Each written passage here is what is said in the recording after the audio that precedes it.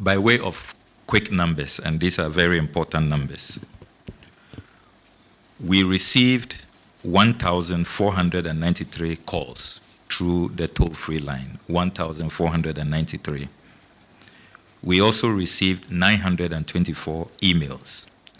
Fortunately, all of these calls are recorded automatically, and all the emails have also been preserved for verification and validation. So in total, the number of complaints received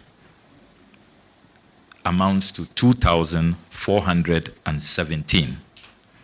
So those who had any doubt about how relevant and how timely the President's intervention was at the time, this is your evidence. 2,417 complaints received. Where will all of these people have gone if President Mahama had not set up the oral preparatory team? So President Mahama has been vindicated. It was a masterstroke, it was the right decision for our country, and it has deepened transparency and accountable governance. Over the last 53 days, we have reviewed these petitions. 44 were received directly from civil society organizations and other public-spirited citizens. 59 of the 230 cases reviewed containing the documents we'll be submitting today were cases that had come up during the period the NDC was in opposition. But we decided to go back to those matters and carry out a detailed review. And all of those are contained. So today we will be presenting a summary of these reports, 230 of them which have been analyzed in greater detail. Your Excellency, we also want to bring to your attention that even before we move to phase 2 of oral, which is going to focus on the actual recoveries, the actual retrievals, we have identified 10 initial benefits of oral, and we want to run through them quickly. We take the view that oral has deepened transparency and accountability. It has really increased public awareness about the need to protect state assets. And it is also serving as a guide to the new government. And government officials are now more conscious of the need to make sure that, as President Mahama has consistently said, charity begins at home. Secondly, thanks to the establishment of oral, we have been able to save 50 bungalows that were on the verge of being demolished. 50 bungalows. We received distress calls from public servants who said people had showed up, so-called private developers, to demolish their bungalows. And in the report, we have provided the detailed list of these bungalows, some belonging to the Ministry of Foreign Affairs, Ministry of Gender, Social Protection, the CSIR, and all of that. But for the President establishing oral, we take the view that all of these 50 bungalows will have been demolished. So what we did is that when we received the complaints, the distress calls, we immediately call the National Security Committee. And we were very privileged because of the President's foresight. He strategically positioned COP Kofi Boakye in oral and also in the National Security Committee. So as soon as the reports come, he then relays the information to National Security Committee. So media, please get it clear. We are not saying that we, Team Oral, physically went to prevent demolition of bungalows. No, that was not part of our mandate.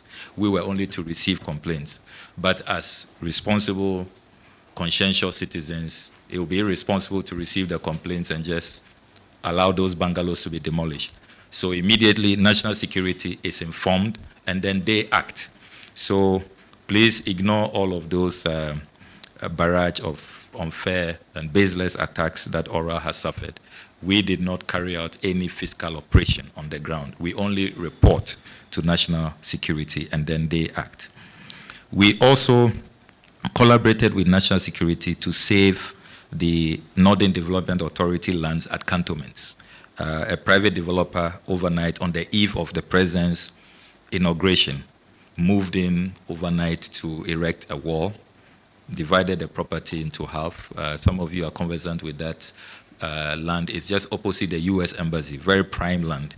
That is where the Constitution Review Commission used to sit under Dr. Raymond Atuguba. It was allocated to the Northern Development Authority, and these private developers claim that it now belongs to them. But the staff of NDA called us, and we promptly called National Security, and they moved in. So we were able to save that land. National Security has since demolished the wall, and so the land is safe for the Ghanaian people. We also collaborated with National Security to halt state asset takeovers across the country.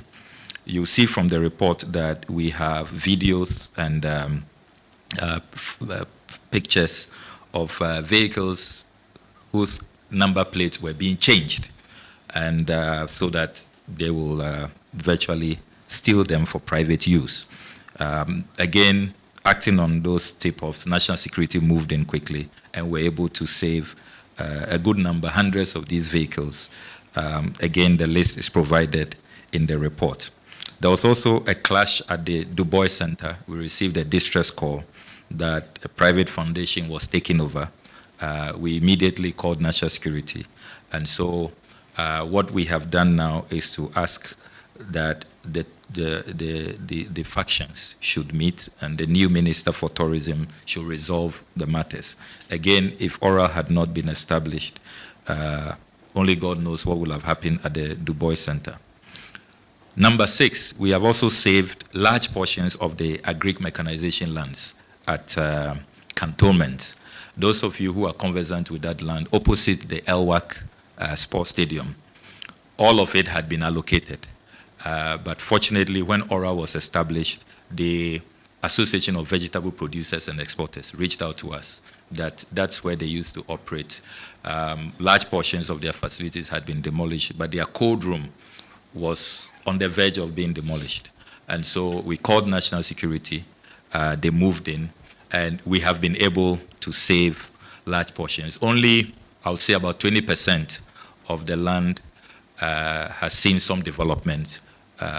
Politically exposed persons are building hurriedly, but at least 80% has been preserved, and it is for the president to advise on what will happen because the documentation we have is that all of that land has been sold. And the sad part is that you will see from the report, some people, prime cantonment's land, paid as low as 42,000 cedis. 42,000 cedis for a plot of land. Some 160,000 cedis. And these government officials, MPs, ministers of state. So it was really just a giveaway. I'm sure the president and his advisors will decide on what to do with the rest of the land. Then we also collaborated with National Security to halt the attempted demolition of staff quarters belonging to the Ghana Museums and Monuments Board. That is at the Osukuku Hill. That had also been sold, but thanks to our intervention, at least the demolition has been halted. The president and his advisors will decide what should happen to the staff quarters of the Ghana Museums and Monuments Board. Then we take the view that this oral preparatory team concept offered a more structured and peaceful, non-confrontational channel for citizens to address concerns on the looting of state assets. Imagine what would have happened. We are all aware that transitions in Ghana tend sometimes to be acrimonious and even can degenerate into violence. So if Team Oral had not been established for people to have a formal channel to communicate their concerns, and they decided to take the law into their own hands, imagine what would have happened. So instead of the president being bastardized by a few people, I must say, the vast majority of Ghanaians welcome oral and have commended the president, but a few people who are, raving and ranting, it's clear that this has really helped to ease tensions and to offer Ghanaians who are really coming face to face with looting to report.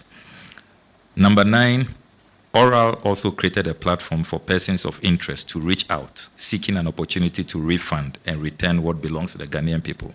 Quite a number of persons of interest have reached out that they are willing